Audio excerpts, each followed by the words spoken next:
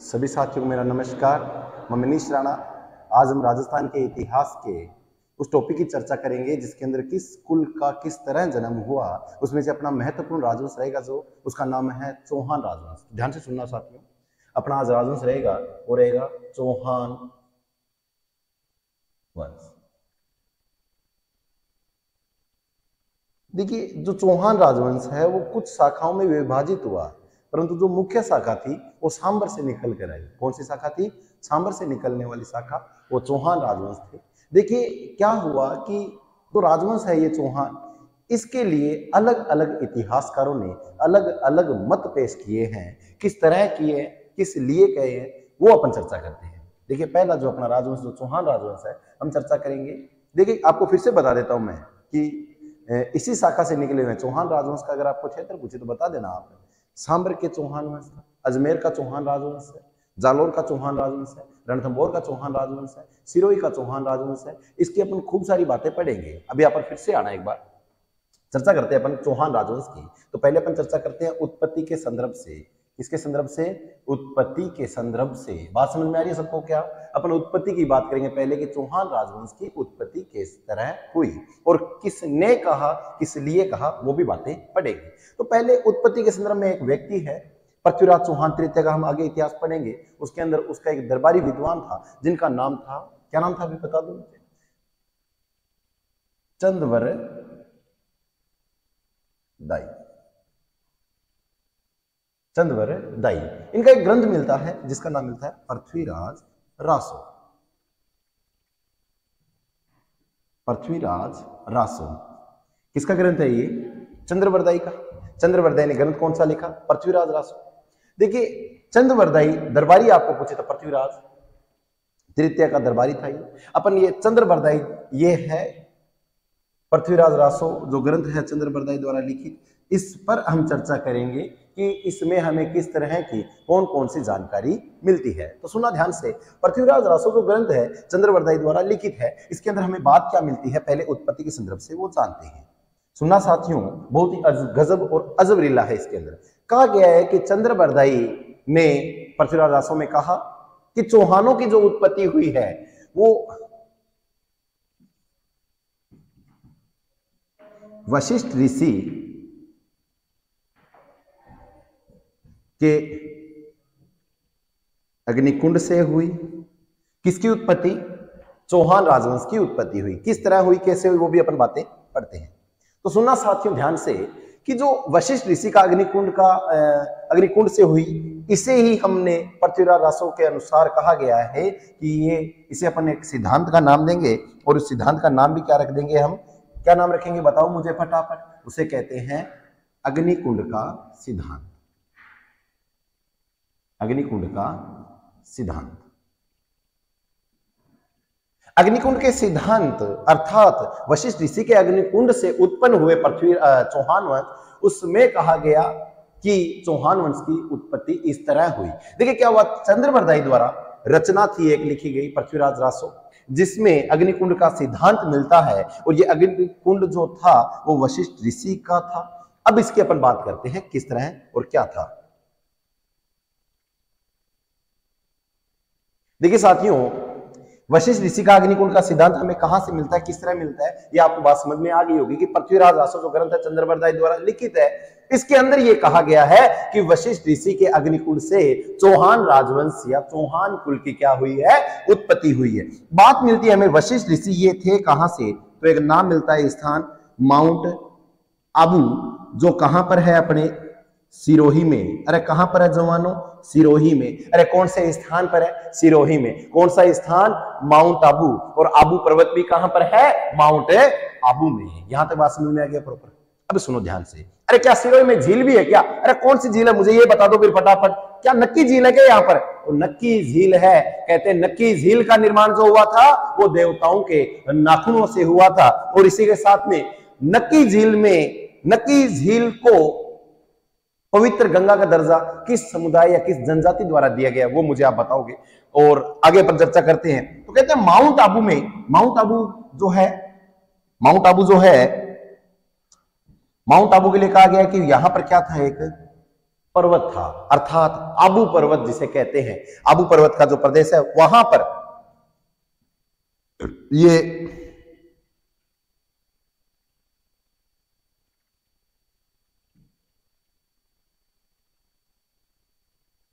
ये जो आबू पर्वत है इसके बारे में कहा गया है कि वशिष्ठ ऋषि जो थे यहां पर एक अग्निकुंड का आयोजन कर रखा था। अर्थात ऋषि का काम क्या होता है? ऋषि का काम होता है हवन का काम। कौन सा काम रहेगा? हवन का काम रहेगा। अर्थात देखिए, सुनिएगा, मैं आपको पूरी बात वैसे बता देता हूं। क्या था कि वशिष्ठ ऋषि जो थे वो माउंट आबू से थे। कहां से थे? माउंट आबू से थे। अब माउंट आबू में क्या हो रहा था? आबू पर्वत पर वशिष्ठ ऋषि बैठे थे, अर्थात 3-4 ऋषि बैठे हुए थे और वो क्या कर रहे थे? हवन कर रहे थे। और जैसे ही हवन में आहुति देते तो वहां पर कौन आ जाते? राक्षस आते हो। उस हवन को क्या, हवन में क्या डालते? विघन डालते। क्या डालते रे? विघन डालते। अब देखिए, सोचकर देखो,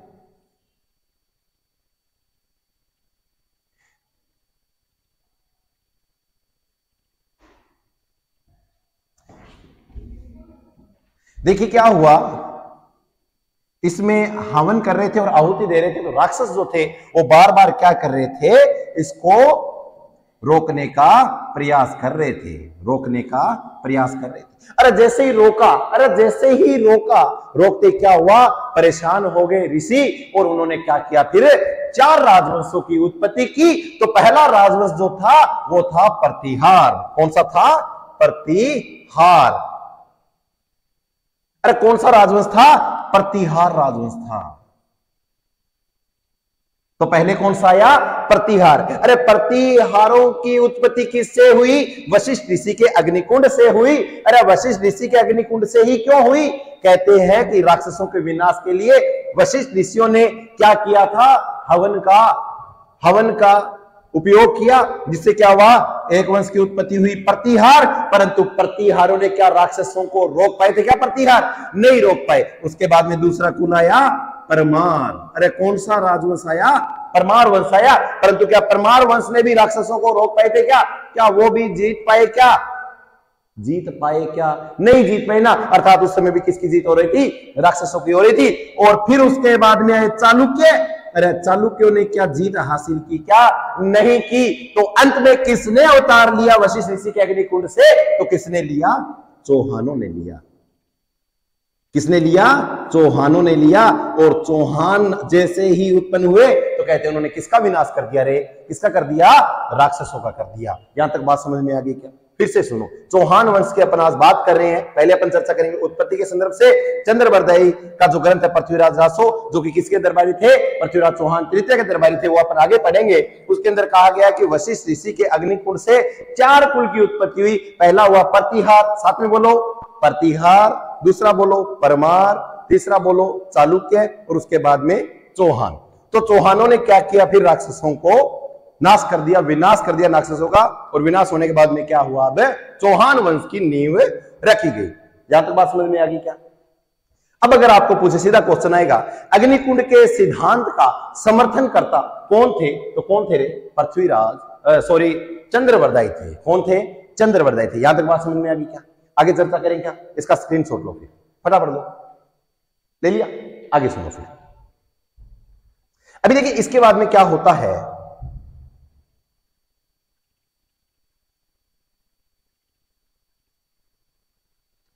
इसके बाद में क्या हुआ वो सुनो ध्यान से।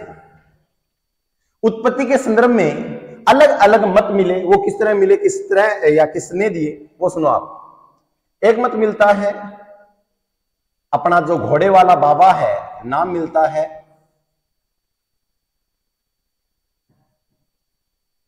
Colonel James Tod.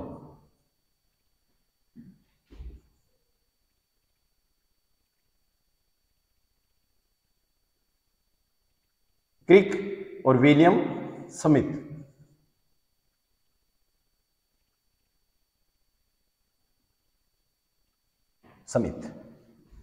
इन्होंने उत्पत्ति के संदर्भ में चौहानों का क्या बताया? तो इन्होंने कहा कि चौहान वंश की जो उत्पत्ति हुई है इससे तो ये लग रहा है कि वो विदेशी है। कैसे विदेशी है? ये खुद क्या है? विदेशी है ना। तो ये भी कैसा मत देंगे? विदेशी देंगे। अगर आपको पूछे कि चौहान वंश को विदेशी का मत किसने दिया? तो कर्नल जेम्स टोड ने, क्रिक ने और स्मिथ ने विदेशी कहा। क्या कहा? विदेशी कहा। तो अगर आपको पूछे कि विदेशी किसने कहा, विदेशी किसने कहा, तो कर्नल जेम्स टोड ने और विलियम स्मिथ और क्रिक ने कहा। देखिए इतिहास के संदर्भ में कर्नल जेम्स टोड का नाम बहुत अच्छा है, तो कर्नल जेम्स टोड की 2-4 बातें बताता हूं, सुन लेना फटाफट। देखिए क्या हुआ था कि कर्नल जेम्स टोड के लिए एक बात कही गई है कि लगभग 1829 ईस्वी में इन्होंने एक ग्रंथ लिखा जिसका नाम है द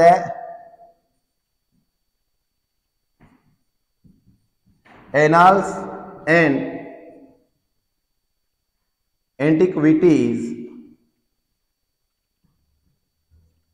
ऑफ राजस्थान। इसमें इन्होंने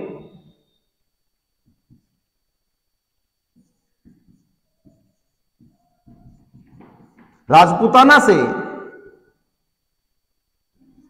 राजस्थान या रायथान शब्द का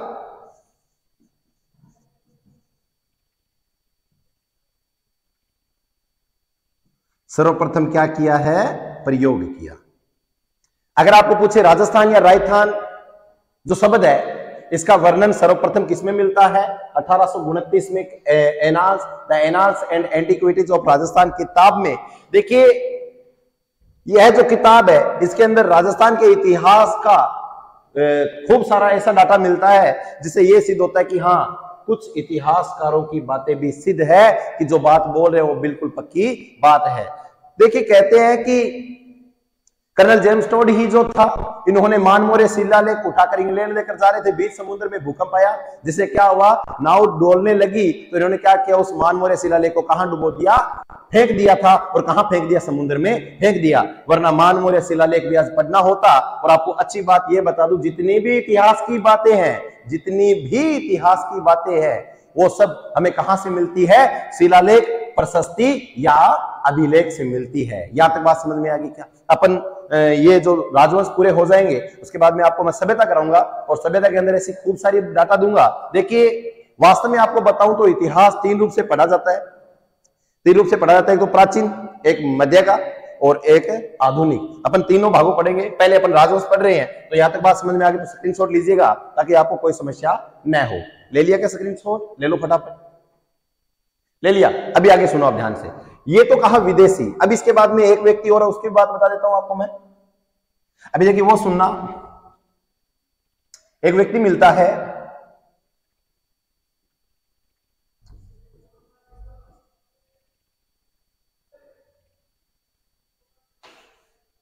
डॉक्टर दशरथ शर्मा।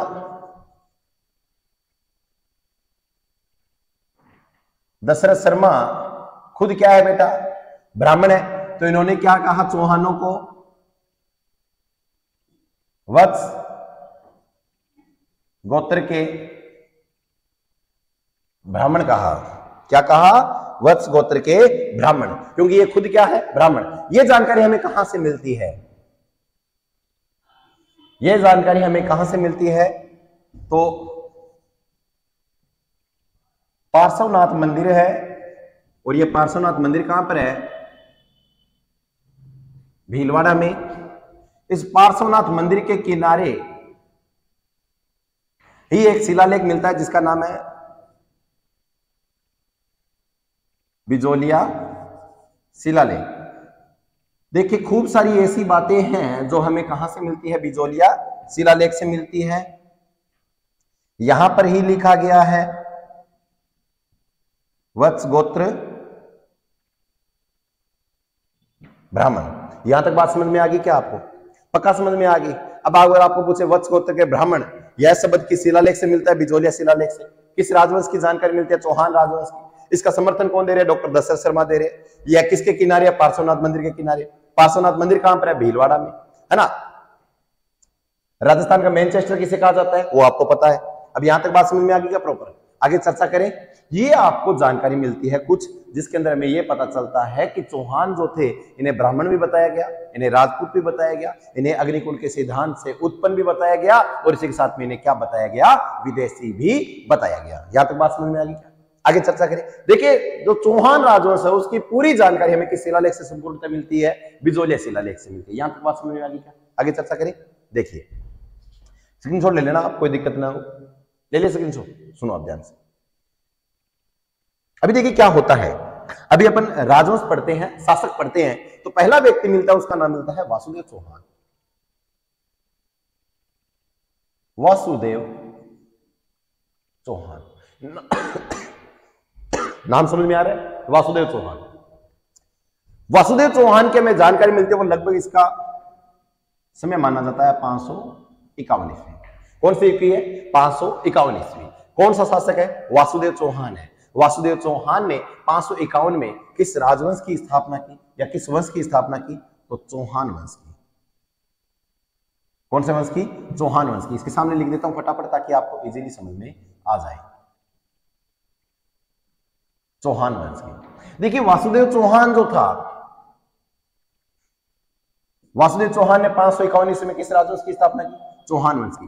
कहते हैं कि इन्होंने अपनी प्रथम राजधानी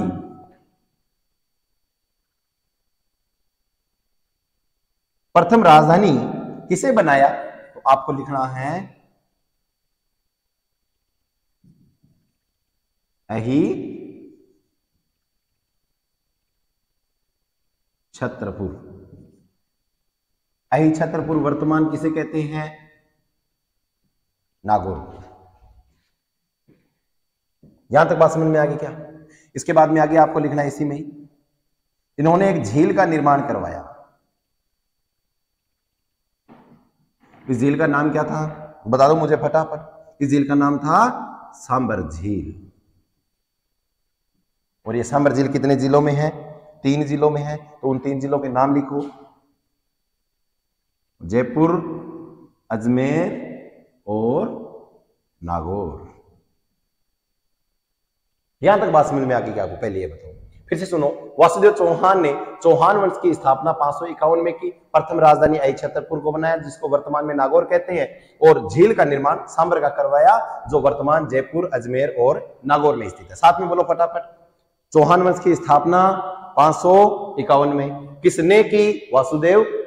कब की? 500। कौन से वंश की? चौहान वंश की। किसने की? वासुदेव चौहान ने। प्रथम राजधानी कहां? वर्तमान। प्राचीन नाम।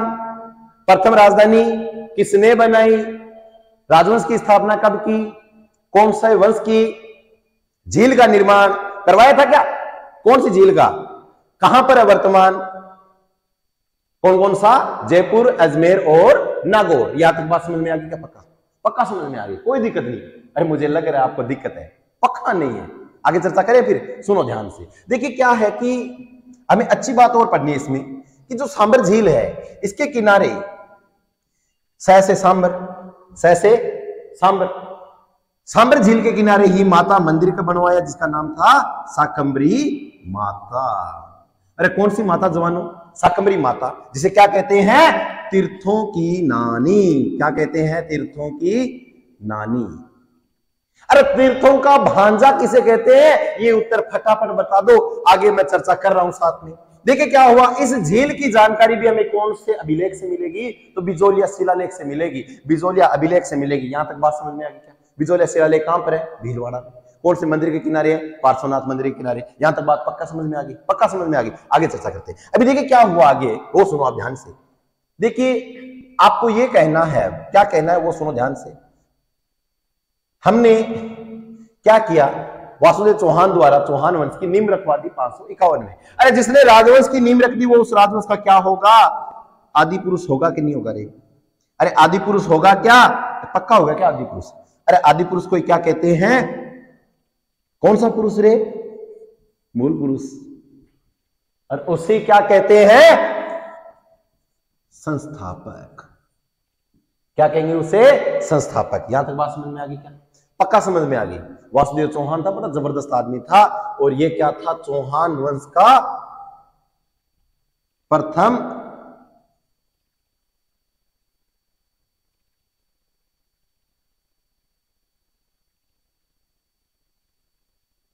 शक्तिशाली शासक। साम्राज्यवादी भी होगा, कोई दिक्कत नहीं है। यहां तक बात समझ में आ गई क्या? बस इतनी याद करनी आपको वासुदेव के बारे में, और कुछ नहीं याद करना। लिख लो, स्क्रीनशॉट ले लो इसका, नोटबुक लेकर बैठो ताकि आपको आगे दिक्कत न हो।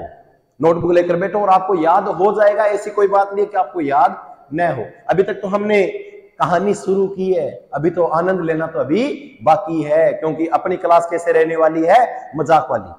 देखो एक बार मारवाड़ी में और बोल रहा हूं, सुन लेना।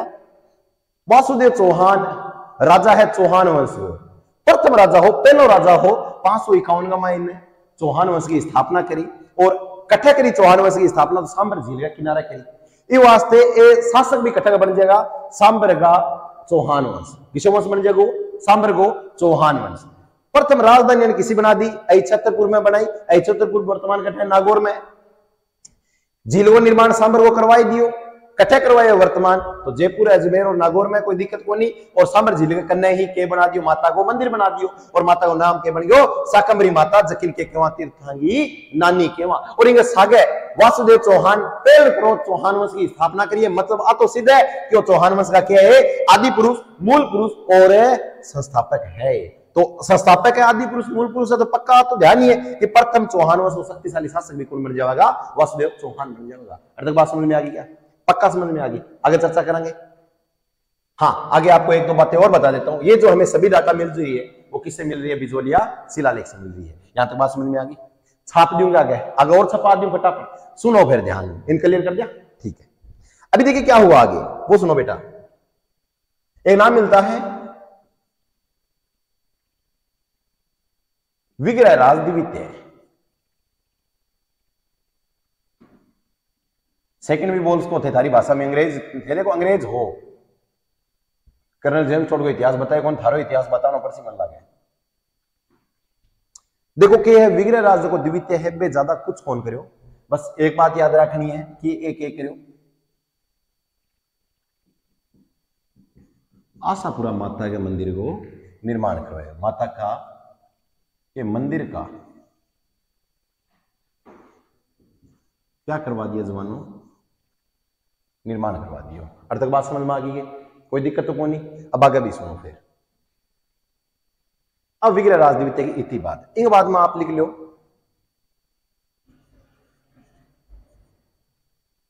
दुर्लभ राज, दुर्लभ राज, दुर्लभ राज की बात बताऊं आपनो। वो दक्षिण भारत है, कल्पना करनी है, इश्यू है। दक्षिण भारत है।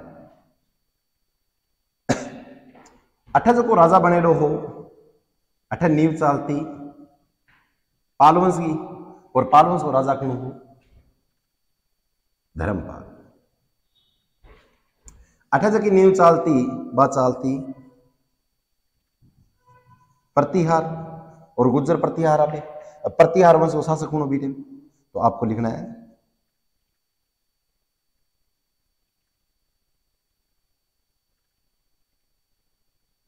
विग्रहराज। और आपने चौहान वंश को शासक कौन है?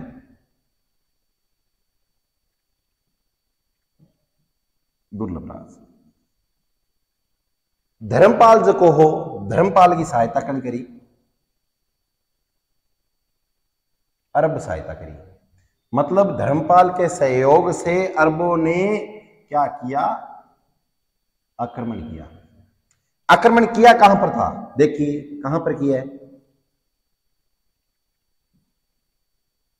कहां किया है बता दो मुझे फटाफट। बिल्कुल, गुज्जर प्रतिहार वंश के शासक विग्रहराज पर किया है। विग्रहराज को यह पता चला कि भाई साहब अब तो अरब आ रहे हैं, धर्मपाल आ रहा है, मुझे मारेगा। तो इन्होंने किसको फोन कर दिया? दुर्लभ राज को फोन। दुर्लभ राज के पास जैसे मिस कॉल गई, दुर्लभ राज ने फोन उठाकर कहा भाई जी टेंशन ना लो, अब भी आयो, थारो काम अभी काटूंगा। तो हाथों हाथ क्या करो? दुर्लभ राज सहायता की करी, विग्रहराज की करी। जक्का की वजह के होयो, पाल वंश का धर्मपाल ने क्या कर दियो? पराजित कर दियो। क्या कर दियो? पराजित कर दियो। और अरबा ने क्या कर दिया? वापस है भगा दिया। ये कर दिया, भगा दिया। अर्थ की बात समझ में आ गई? कोई दिक्कत तो कोई नहीं। आ है दुर्लभ राज की बात। तो आप लिखो लाइन पूरी, लिखवा देता हूं, है ना? यहां लिख लो, आपको ऊपर लिखवा देता हूं मैं। या चलो आप है ना एक काम करो, आप इसका स्क्रीनशॉट लो, आगे लिखवा देता हूं मैं। ले लिया? चलो सुनो ध्यान से। अभी देखिए क्या हो रहा है। अपना राजा है दुर्लभ राज।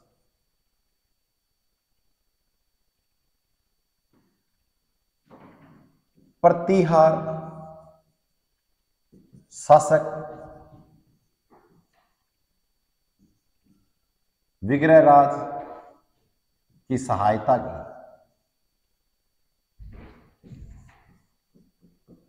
की कौन करिए? करिए। विग्रह राज जो था पर आक्रमण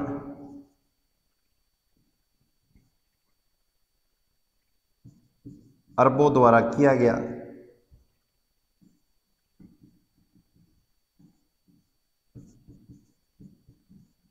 जिसका सहयोग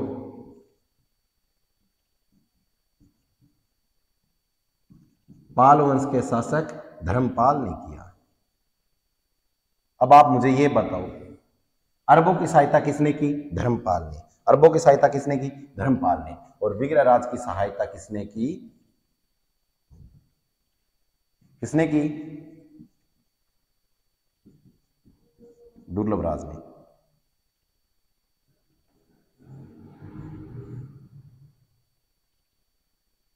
दुर्लभ राज ने। और स्क्रीन छोड़ लो फटाफट। अर्थ की बात समझ में आ गई? आगे चर्चा करना। देखो अभी देखिए क्या होता है आगे। आगे व्यक्ति आता है, उसका नाम मिलता है गुवक प्रथम। सॉरी, गुवक आएगा, गुवक द्वितीय आएगा, ये गुवक प्रथम नहीं आएगा। सॉरी, गुवक प्रथम ही है ये। सॉरी सॉरी सॉरी, गुवक प्रथम है। इन्होंने क्या किया? देखिए हमने जो शाकंभरी पढ़ा, सांबर के चौहानों की ये कुलदेवी बन गई। तो अगर आपको पूछे सांबर के चौहानों की कुलदेवी कौन है? शाकंभरी माता।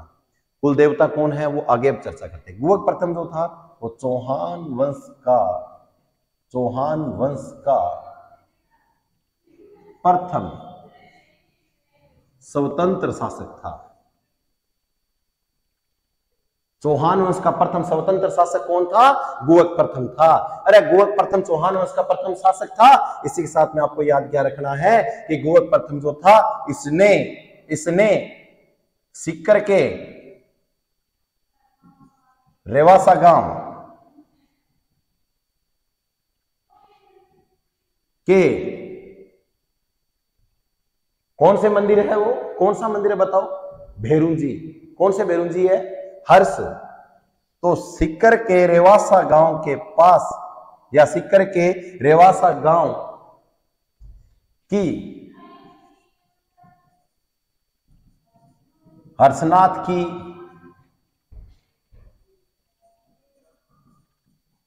पहाड़ी पर हर्षनाथ भेरू जी के मंदिर का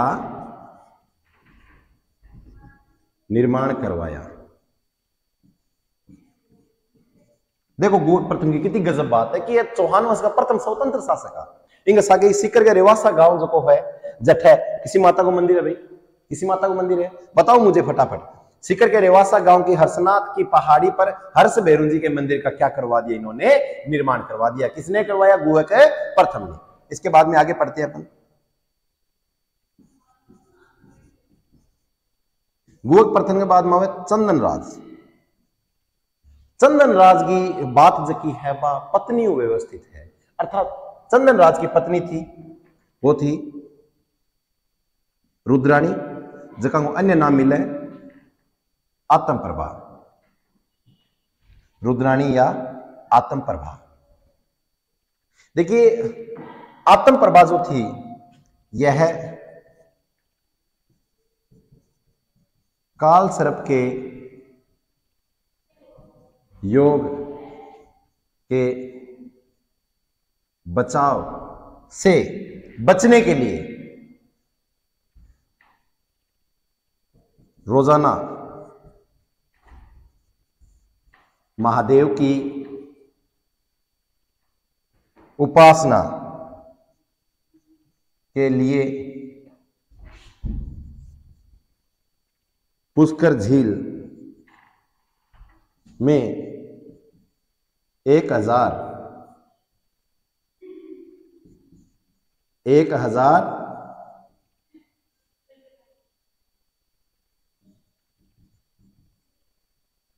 दीपक जलाकर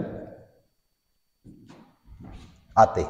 देखिए, काल सर्प के योग से बचाव के लिए रोजाना महादेव की उपासना में पुष्कर झील में 1000 दीपक जलाकर कौन आती थी? तो रुद्राणी आती थी, जिनका नाम आत्म प्रभा जी था। और ये किन की पत्नी थी? तो ये पत्नी थे किनकी? चंदन राज की पत्नी थी। यहां तक बात समझ में आ गई क्या? बिल्कुल लीजिए, देखिए फिर से सुनो। वो प्रथम जका हा वे चौहानों का प्रथम स्वतंत्र राजा हा। इनका सगे सिकर का रेवासा गांव में जो है बिंगा पास में ही हर्षनाथ की पहाड़ी है, बट हर्ष भैरव जी का मंदिर को निर्माण करवायो। बिंग बाद में अपना चंदन राज जका है, जका की पत्नी रुद्राणी या आत्म प्रभा है। वे काल सर्प के योग बचाव भी के करो रोजाना ये भगवान शिव की उपासना करते थे। और ये रोजाना क्या करते थे? पुष्कर झील का 1000 दीपक जला रहा होता। देखो कितनी गजब पत्नी है ये। अब बताओ, मैंने एक बात बताओ कि इतनी अच्छी पत्नी हो, बन जरूरत है कि करवा चौथ की जरूरत है कि कौन ही नहीं। अब आगे सुनो, फिर स्क्रीन शॉट ले लेना भाई, पहले स्क्रीन शॉट ले लो। आप ले लिया? आगे सुनो। अभी देखिए क्या हो रहा है आगे। आगे आ रहा है नाम अपना, उसका नाम मिल रहा है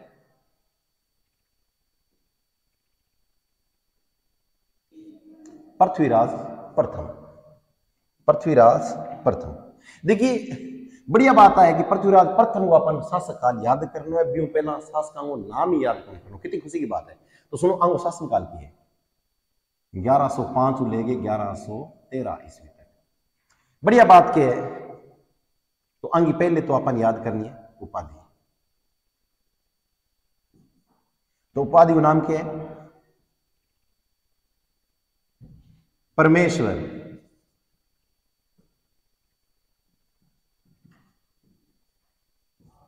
भट्टाचार्य।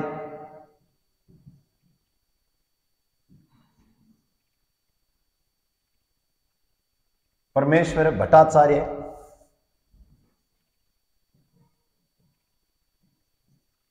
महाराजा धीराज। परमेश्वर भट्टाचार्य महाराजा धीराज या परमेश्वर भट्टा महाराज धीराज भी कहते हैं, या भट्टाचार्य परमेश्वर महाराजा धीराज भी कहते हैं। कोई दिक्कत नहीं है, आपसे उपाधि उल्टी करो सुई करो, कोई दिक्कत नहीं है। इसको याद करनी है बस उपाधि। क्वेश्चन खूब बार पूछ लेता है। परमेश्वर भट्टाचार्य महाराजा धीराज की उपाधि किस शासक की थी? तो पृथ्वीराज चौहान प्रथम की थी। और इनका शासनकाल क्या था? 1105 से लेकर 1113 ईस्वी तक था। यहां तक कोई दिक्कत है क्या? आगे सुनो फिर क्या कहते हैं इनके बारे में। तो कहते हैं इन्होंने 700 चालुक्यों को मौत के घाट उतारा। कैसे उतारा वो सुनो ध्यान से। यह झील है पुष्कर। कहते हैं यहां पर पुष्करना ब्राह्मण रहते हैं और इनको लूटने के लिए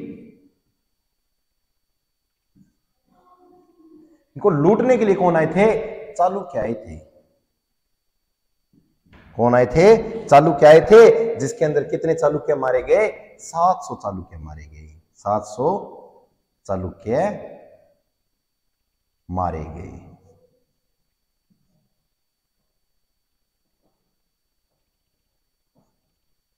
मैंने एक बात बताऊं, 700 चालुक्य आया, किन लुटन आया? पुष्करना ब्राह्मण लुटन आया। एक कटरे होता, पुष्कर झील में रहता। अरे सॉरी, झील में कैसे रहेंगे? पुष्कर झील के पास रहते थे। इसी के साथ में 700 चालुक्य मौत का घाट उतार दिया। कण उतारा? पृथ्वीराज चौहान प्रथम उतारा। अर्थ बात समझ में आ गई।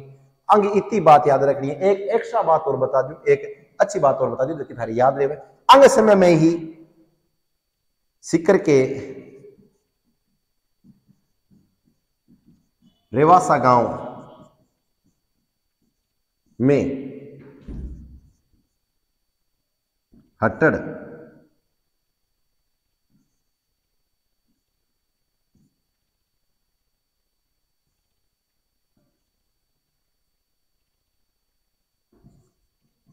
नामक राजा ने क्या किया था? अठड़ नामक राजा ने कौन सी माता के मंदिर का निर्माण करवाया था? बताओ मुझे। जीर्ण माता मंदिर का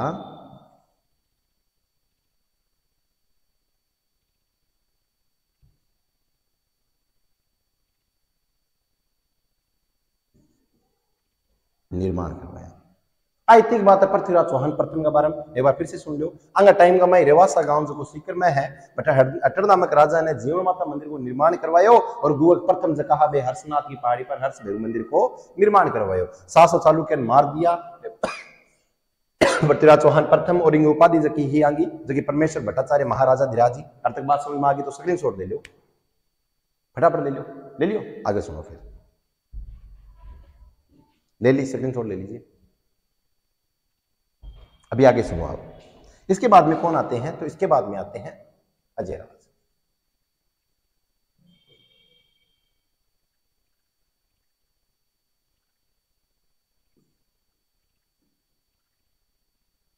अजयराज चौहान आओ शासन काल लिख लो पहली।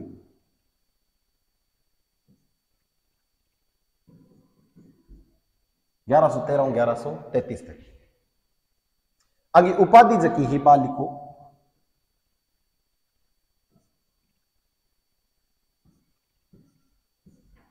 अजय चक्री। देखिए ये बात तो एक बात याद और ला रही है, शायद सीईटी का मां क्वेश्चन पूछो और क्या पूछो वो बताऊं मैंने कि अजयराज चौहान से पूर्व चौहान वंश का शासक कौन था? तो कौन था? पृथ्वीराज चौहान प्रथम। पृथ्वीराज चौहान प्रथम के बाद में कौन सा राजा आया था रे? तो कौन आया था? अजयराज चौहान आया था। आगे आने वाले एग्जाम में भी आ सकता है, कोई दिक्कत नहीं है। अब की बार उपाधि पूछ सकता है अजय चक्री नामक उपाधि किसकी थी? तो किसकी थी? अजयराज चौहान की थी। यहां तक बात समझ में आ गई क्या? पक्का समझ में आ गई? तो आगे सुनो। फिर इन्होंने एक अच्छा काम किया। और कौन सा अच्छा काम किया? इन्होंने अपने ही नाम पर अजय मेरू दुर्ग का निर्माण करवाया।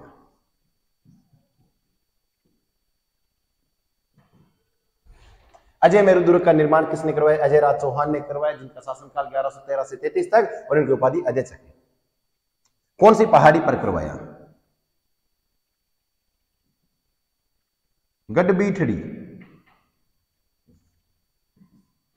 नामक पहाड़ी है, बिंगो पर ई दुर्ग को निर्माण करवाया। वास्ते दुर्ग को नाम भी गढ़बीठड़ी के हो जावे। इंगो अजय मेरू दुर्ग के अंदर ही है तारागढ़ दुर्ग। तो ये वास्ते दुर्ग को अन्य नाम लिखोगे तो तारागढ़ दुर्ग मिलेगा। खूब बार बच्चा पूछ रहे गुरुजी, और बच्चा क्वेश्चन पूछने भी ला रहे, कोई दिक्कत नहीं है कि तारागढ़ दुर्ग जो है गुरुजी वो तो तारावती का नाम पर रखे गए जगह पृथ्वीराज की सोदिया जगह याद कर जखन उड़ना राजकुमार की संज्ञा दी गई है। तो शायद तुम्हारी पत्नी का याद में हो तो गुरुजी अजय मेरू दुर्ग के अंदर ही दुर्ग है। हाँ बिल्कुल, हाँ वो अंदर ही है। तो गुरुजी एक नाम और मिल रहा है, मालदेव। मालदेव ने याद करे, मालदेव की जकी पत्नी जकी ही उमादेव भी रूठ करके हो जावे के अठे ही। तो गुरुजी इन रूठी रानी को दुर्ग भी क्यों हो जावे? तो गुरुजी बात समझ में कौन आई? तो टेंशन मत लो, एक बार थे खाली थोड़ी थोड़ी बात याद करो, थाने प्रॉपर बात पूरे इतिहास के अंदर बता दूंगा मैं। जब आप जोधपुर को इतिहास पढ़ांगा बी टाइम भी अजय मेरू दुर्ग को नाम आसी, मेवाड़ को इतिहास पढ़ांगा उस टाइम भी अजय मेरू दुर्ग को नाम मिलेगा। और जब आप चौहान वंश पढ़ने आ रहा तो नाम है मिलने नहीं लाग रहे। अर्थ तो कोई दिक्कत को नहीं, कोई दिक्कत को नहीं। आगे चर्चा करा। फिर आगे सुनो। फिर क्या हो जावे कि अजय राज का चौहान बड़ा जबरदस्त आदमी है। ये आपकी पत्नी को बहुत प्रेम करता। पत्नी को नाम सोमलेखा। सोमलेखा को अन्य नाम मिले सोमलवती। ए अंगी यादगा मां चांदी का सिक्का जारी करया।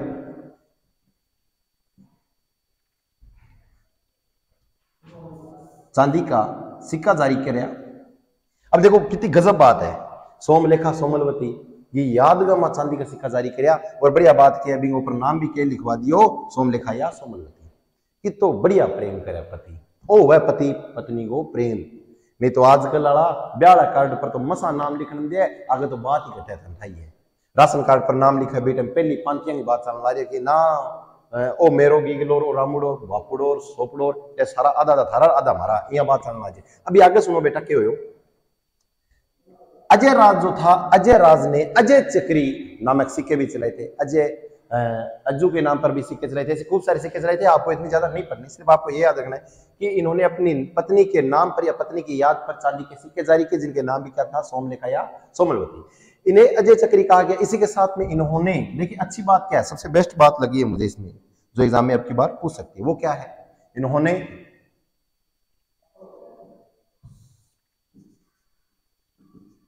श्वेतांबर व दिगंबर धर्म की, या श्वेतांबर व दिगंबर शाखा की अध्यक्षता की। देखो जैन धर्म भी है जुड़ेड़ा, कितना गजब आदमी है। अर्थ बात समझ में आ गई है, पक्का समझ में आ गई। एक अंग अर्थ बात समझ में आ गई पक्का। चलो आगे चर्चा करा फिर, ठीक है। ये हो गए आपके अजय राज चौहान पूरे। इसमें कोई दिक्कत है? कोई दिक्कत नहीं है। हाँ, एक बात और बहुत ही गजब बात है, जबकि शासक बनते ही बना दिया लगभग 1113 ईस्वी के अंदर अजय राज का हाबे किशोर नगर बसायो।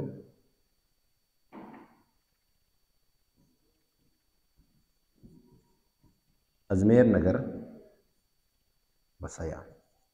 अब अजमेर नगर बसाए हुए तो ये आपकी राजधानी भी किसी बना लेगा, किसी राजधानी बना सी है।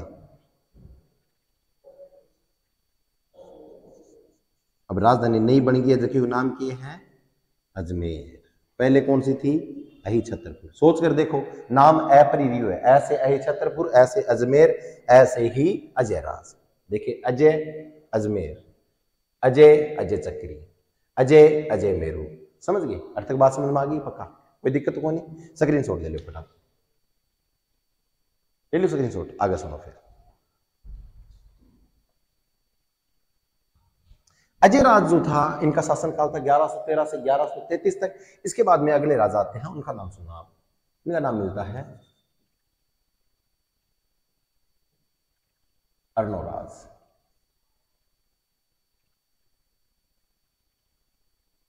अर्णोराज जी चौहान को शासनकाल मिलो जावे, वो मिला 1133 से 1155। अर्णोराज की उपाधि से मिला है, उपाधि मिला है आना जी, है ना। इनकी उपाधि आना जी भी इन्हें कहते हैं। इसी के साथ में इन्होंने एक झील का निर्माण करवाया। नाम से पता चल रहा होगा झील कौन सी है, आना सागर झील। आना सागर झील है कटे बेटा, ऐसे आना सागर, ऐसे अजमेर। ठीक है, एक बात याद और रखनी, आना सागर झील को निर्माण किया हो तो इन्होंने बाड़ी नदी के पानी को रोककर आना सागर झील का निर्माण करवाया। और मुझे ये बता दो आप, कौन सी नदी का पानी इसमें आता है? अगर नदी का पानी रोक दिया जाए और इस झील का निर्माण हो गया तो झील के अंदर पानी किसका आएगा? बाड़ी नदी के पानी को रोककर निर्माण करवाया। ये लिख लो आप,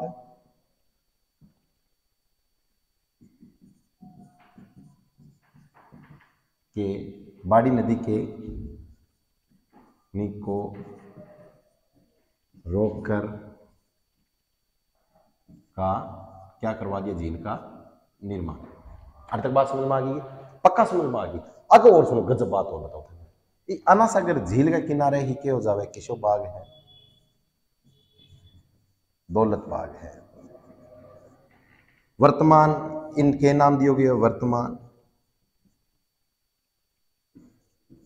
सुभाष उद्यान के हो गए। क्यों जावे कि दौलत बाग जो है इनके किनारे ही आना सागर गया। और इस क्यों हो नूरजहां। नूरजहां कौन थी? जहांगीर की पत्नी थी। और नूरजहां की मां अशमत बेगम ने गुलाब के इत्र का निर्माण करवाया। अर्थ तक बात समझ में आ गई कि अंग दो व्यक्ति भी मिले, एक तो धर्मघोष एक है बोधघोष, ऐसा कुछ दो व्यक्ति मिलते हैं, समझ गए। अंगा जगह दरबारी विद्वान जगह क्या जावे। अच्छा इंग सागे के जावे कि नूर जहांगी माज की अस्मत बेगे ही बे गुलाब को इत्र को अठक निर्माण करवायो। तो अठक के है आना सागर झीले किनारे थे, याद कर उसको, तो के अठ गुलाब मंडी है, वर्तमान के अठ है गुलाब मंडी। अरे नूर जहां यहाँ रूट कराई थी, देखो सोच कर देखो, मतलब अजमेर जो है रूठेड़ा वो ठिकानो है। ताराबाई रूठ रही, पृथ्वीराज सिसोदिया की पत्नी ताराबाई रूठ रही, मालदेव की पत्नी उमादेव रूठ रही, और जहांगीर की पत्नी नूर जहां भी रूठ के आई। परंतु यह जो क्षेत्र था बहुत गजब था। अकबर ने अपना जितना भी ऐसी सामग्री जिससे किसी को मारा जाए, और है ना औजार जो थे जितने भी, यहाँ संग्रहालय बनवा दिया था अजमेर में। कर्नल जेम्स टोड भी यहाँ पर आकर ठहरे थे। इसी के साथ में आपको यह बता दूं कि अगर विदेशी संग्रहालय अगर राजस्थान में कहीं स्थापित है, व्यापारिक संग्रहालय स्थापित है, वो कहाँ पर है? अजमेर में है। व्यापारिक दुर्ग भी कहा गया है, ऐसा कुछ नाम मिलते हैं। यहां तक बात समझ में आ गई क्या आज की? स्क्रीनशॉट ले लो इसका फटाफट, ले लो स्क्रीनशॉट। आगे सुनो, आगे सुनो। अर्णोराज का पुत्र था, वो था जगदेव। जग घूमिया थारा जैसा ना कोई, साची यही है, इंगो जिसो कोई को नहीं। जगदेव चौहान आंगो शासनकाल मिला 1155 लेके 58 तक। शासनकाल के 1155 से लेकर 58 तक। जगदेव जी कहा ए पहले तो एक काम करो बढ़िया, बहुत ही अच्छा काम करो, ये आपके पिताजी को ही मान, पिताजी की हत्या कर दी। पिताजी ये आपके लिए, अर्णोराज चौहान को कहते हैं जहांगीर, ये जगदेव पिताजी ये आपके लिए। अर्णोराज ने कहा क्या? तो उन्होंने कहा ये लीजिए खंजर आपके लिए। अर्थात अर्णोराज की क्या कर दी? हत्या कर दी। अरे किसने कर दी हत्या? तो किसने कर दी? ये लीजिए जगदेव ने कर दी। और जिसने बाप को मारा वो क्या कहलाएगा? पितृहंता। कौन सा हंता? पितृहंता। तो अगर आपको पूछे चौहान वंश का प्रथम पितृहंता कौन? जगदेव। यहां तक बात समझ में आ गई क्या? पक्का समझ में आ गई। ये था आपका जगदेव चौहान। जगदेव चौहान का ही भाई आता है जिसका नाम मिलता है विग्रहराज चतुर्थ, जिनकी उपाधि मिलती है, पहले अपन शासनकाल लिख लेंगे, बता देता हूं आपको, 1158 से लेकर 62 या 61 तक मिलती है। इसी के साथ में इनकी जो उपाधि जो थी, वो उपाधि लिखो आप, बहुत इंपॉर्टेंट है। बिसलदेव की उपाधि थी, क्योंकि इन्होंने बिसलपुर कस्बा बसाया था और बिसलपुर बांध का निर्माण करवाया, जो कि वर्तमान कहां पर कस्बा ये या बांध कहां पर है? टोंक में है ये। यहां तक बात समझ में आ गई क्या? इनके जो दो दरबारी विद्वान थे, एक तो सोमदेव और दूसरा नरपति नालय, इन्होंने एक ग्रंथ की रचना की थी, ये वेरी इंपॉर्टेंट है, जिसका नाम है हरिकेली नाट्य। हरिकेली नाट्य, ये संस्कृत के विद्वान थे। ये संस्कृत जितने भी दरबारी थे उनको अच्छी जगह उपाधि देते थे, अच्छी जगह इनको यह स्थान देते थे उनको। इन्होंने इसीलिए इस ग्रंथ की रचना भी किस भाषा में की थी? संस्कृत भाषा में की थी।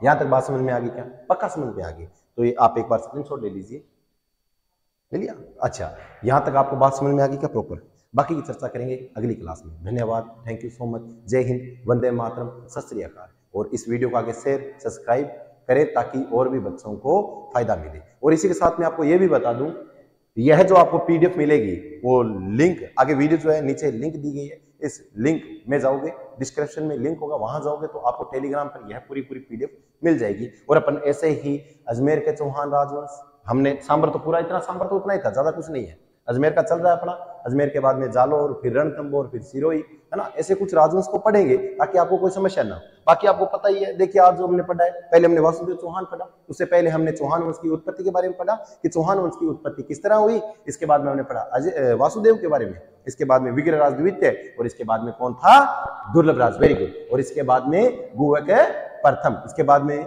उसके बाद में कौन था? फिर से चंदनराज, वेरी गुड। इसके बाद में पृथ्वीराज प्रथम, और इसके बाद में कौन था? कौन था रे? अजय राज। और इसके बाद में कौन सा राज था? अर्णोराज। और अर्णोराज की हत्या किसने कर दी? उसके पुत्र ने। कहा लो बापूजी हर भी एक हथियार ले रहे हूं और देखो दिखान संभाल देखो, और जी देखो तक मैं बचीड़ पार दियो और बापी के कर दी हत्या कर दी। ये वास्ते अर्णोराज जी चौहान की हत्या कर दी, जगदेव कर दी। और ये वास्ते चौहान वंश का केहा प्रथम पितरहंता और अंगई पुत्र है, जगह विग्रहराज चतुर्थ है, जगह शासन काल 1158 लेके 62 तक है। और आगे उपाधि बिसल देव है। हरिकेली नामक नाट्य लिखा इन्होंने संस्कृत भाषा में। और आगे इसको आप ध्यान दीजिए। Thank you so much. जय हिंद, वंदे मातरम।